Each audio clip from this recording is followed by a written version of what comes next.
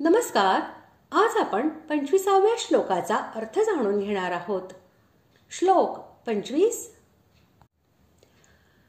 महर्षिणां भृगुरहं गिरामस्मेकमक्षरं यज्ञानाय जपयज्ञोऽस्मि स्थावराणां हिमालयः. श्लोकाचा अर्थ: मी महर्षींमध्ये भृगु आणि शब्दांमध्ये एक अक्षर अर्थात ओंकार आहे. सर्व प्रकारच्या यज्ञांमध्ये जपयज्ञ आणि स्थिर राहणाऱ्यांमध्ये हिमालय पर्वत मी आहे.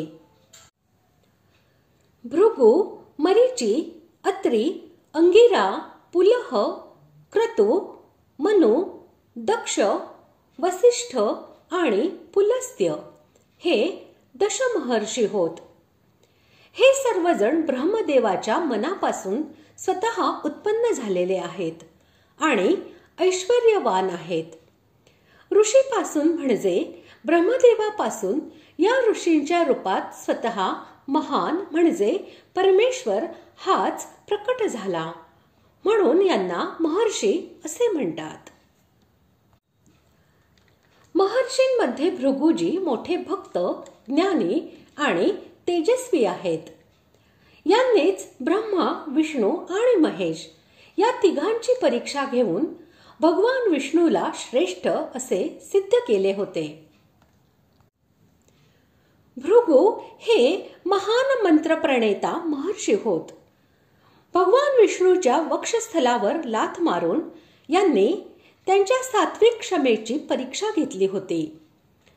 भगवान विष्णूने आजही यांच्या चरणचिन्हांना भृगुलता नावाने आपल्या हृदयावर धारण केलेले आहे, म्हणून भगवान यांना आपली विभूती म्हणतात.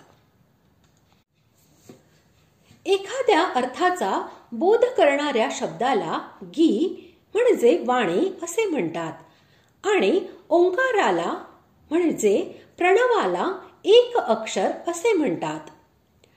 जितके अर्थबोधक शब्द आहेत त्या सर्वांमध्ये प्रणव मुख्य आहे, कारण प्रणव हा भगवंताचे नाव आहे.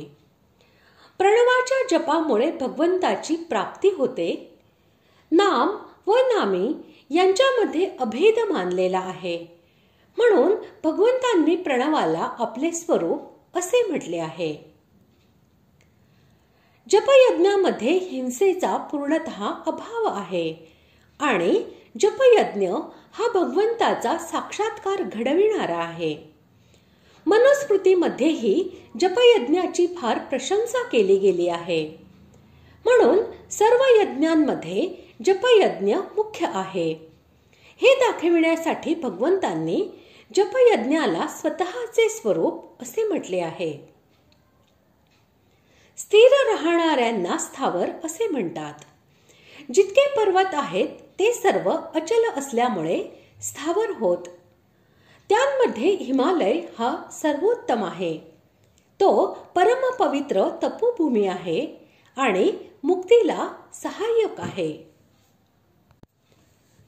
भगवान नर नारायण यांनी येथेच तपस्या केली होती. तसेच हिमालय हा सर्व पर्वतांचा राजाही आहे, म्हणून त्याला भगवंतांनी आपले स्वरूप असे म्हटले आहे. अशा प्रकारे आज आपण 25व्या श्लोकाचा अर्थ जाणून घेतला. पुढील भागात आपण 26व्या श्लोकाचा अर्थ जाणून घेणार आहोत.